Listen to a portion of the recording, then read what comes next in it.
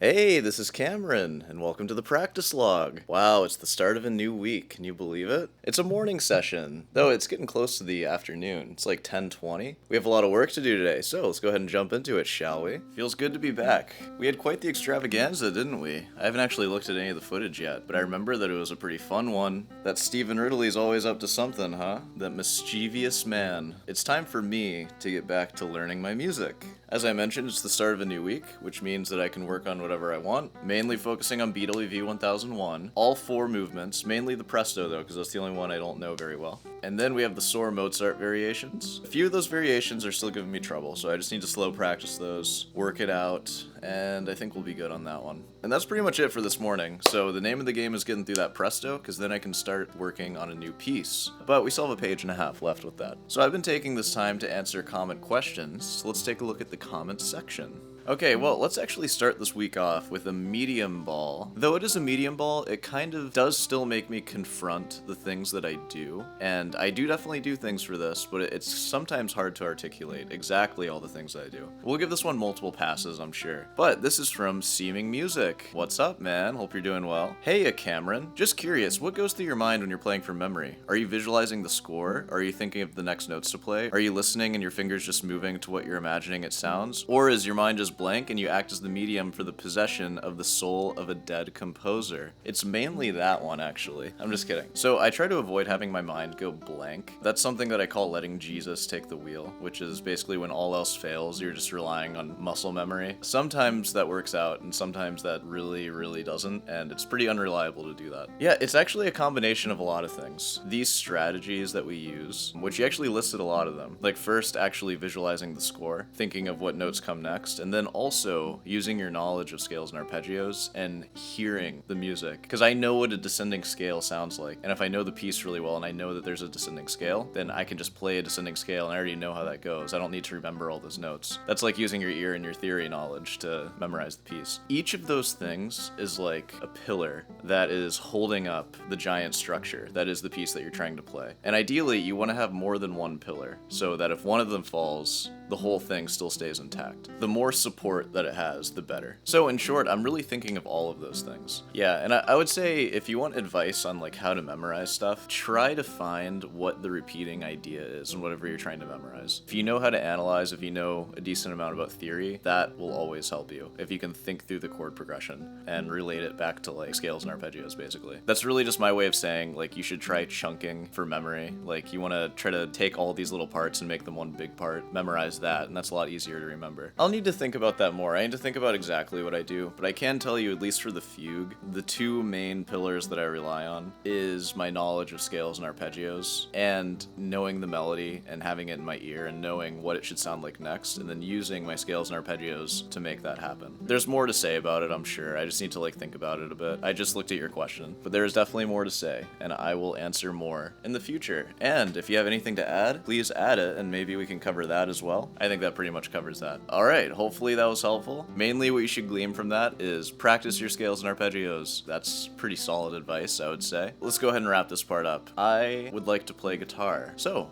let's do that. So we are gonna get back to it. I'm of course gonna start with the fugue. Ooh. I'll probably focus on the first three movements in this first half, and then the Presto and the Soar in the second, and that sounds like a pretty good day to me. So, I'll see you on the other side.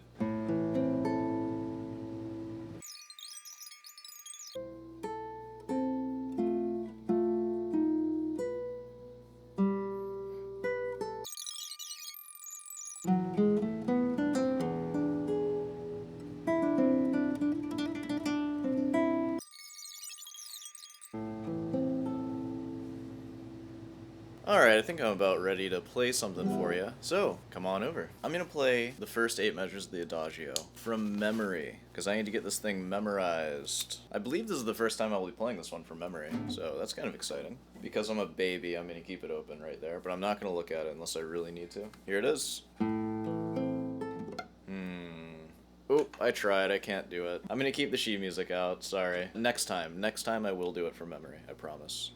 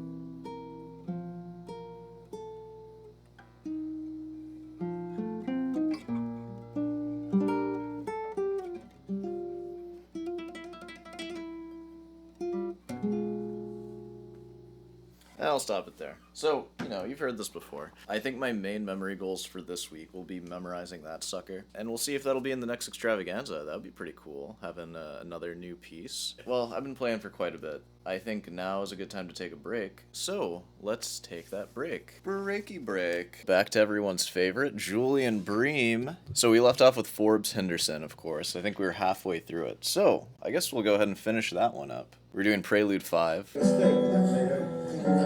get going. Wow, that's pretty bouncy. That's definitely bouncier than I played it. I go like jum bum bum bum. Yeah, but look, you got two phrases the same. Look at those chops. Those are pretty sick. 100 likes. I'll do the chops. Let's start quietly, so we've got enough sound in the box to bring off the crescendo.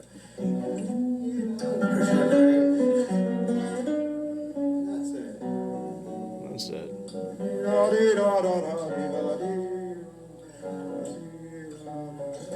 Let's see, look.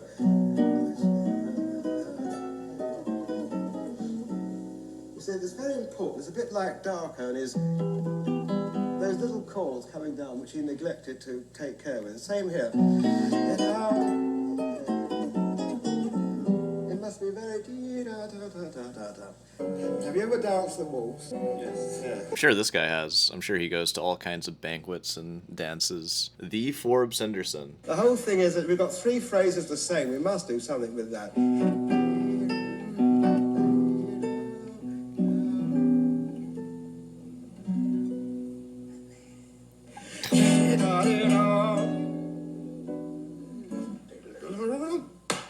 Fantastic. And also make this, look, I tell you something.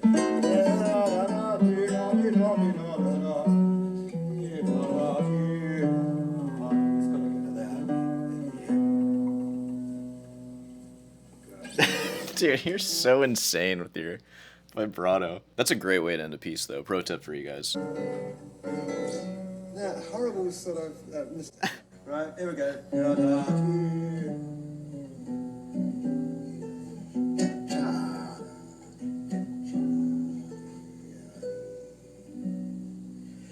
Ooh.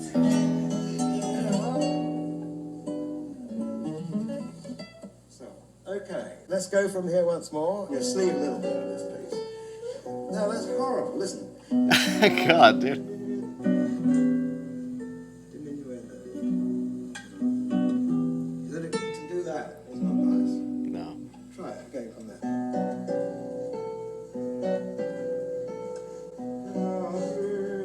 You're ending the. Yeah. Yours truly. Here we go. That's right. Now you've got to send this up a little bit, a little ironic. So. Have fun with it. Yeah, it wasn't very clean, that, was it? I mean, he's trying his best, man. Could you go practice for 6 months really quick? Just play it like that, like Julian Bream. Just stop playing it like Forbes Henderson and play it like Julian Bream, bro. Arabesques, animation. Yeah, I didn't like any of that. You got, look, don't rush. This might be the actual Julian Bream Destroys video. I'm not lying on that. Finally.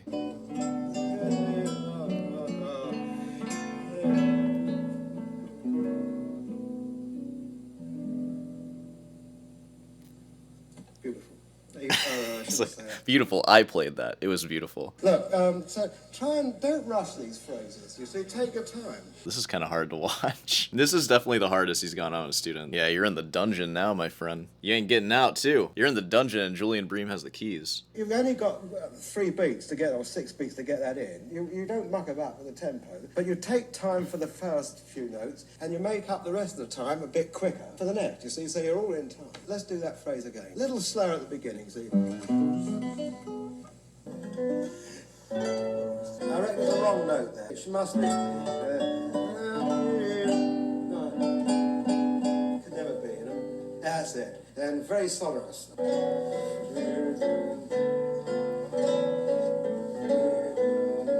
a set time bar.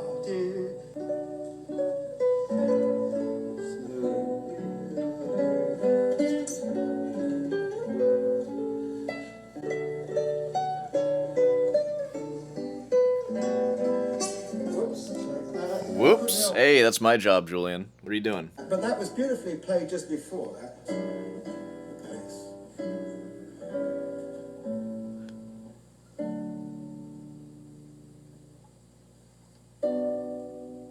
Oh, it's very good. There we go. And there's a lot that you've got to think about. A lot you gotta think about. This is the first actual, like, Julian Bream destroyed, I think. So I'm kind of happy about that. That's kind of cool. We get to witness that. I've gotten a lot of requests for that one famous Segovia masterclass. So Segovia Destroys will be coming at some point, don't worry. Whoa, hey, who's that? That's Lynn. Oh, wow, that's amazing. What is she doing here? Well, we get to see our old friend there, Lynn Gangbar. If you haven't seen it, I did watch the Fugue Masterclass a while ago. We will rewatch it eventually, to some degree. I don't know if it'll be a live stream, or I don't know if I'll just go through it again. There are a few other masterclasses I want to watch. There's one that I have to buy, the Miriam Fried one, so I will be going into that. But yeah, you know, we got a lot of plans here. I think that pretty much covers this. We have a new guitarist coming up next time. We know he's playing Prelude 3, though, just like I guessed. Alright, let's go ahead and wrap this up. I will see you at the bench. Man, that was kind of brutal, wasn't it? Julian Bream really went all out on Forbes Henderson. It's time for me to go through the Siciliana, the Presto, and the Soar Mozart variations. So I'll see you there.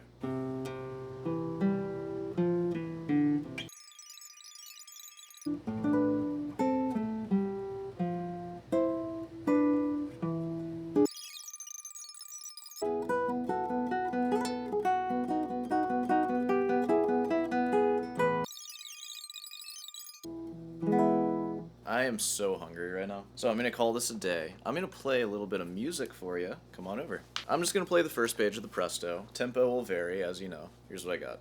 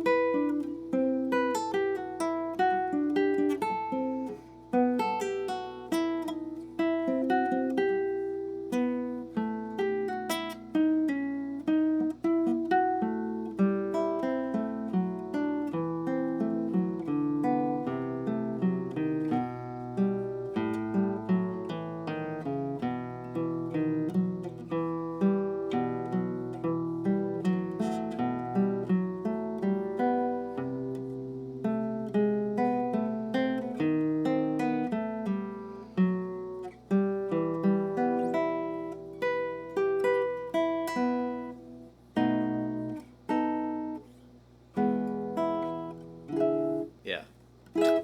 Put an open D in that E major chord by accident. But it's alright. We're trying to make that faster. I haven't looked ahead at all. That's okay. I have the whole week to do that. I put in some time this morning, this fine Sunday morning. So I think I'm going to wrap this one up here. Let's do it. Alright, well, if you made it this far and if you enjoyed all that, you know, be sure to subscribe, leave a like, all that stuff. That's all appreciated. And leave a comment, especially if you have a question about something or if you just want to say anything, you can just say hi, and that's fine too. I'll say hi back. Alright, well, let's go ahead and wrap this one up here. I'll see you tonight.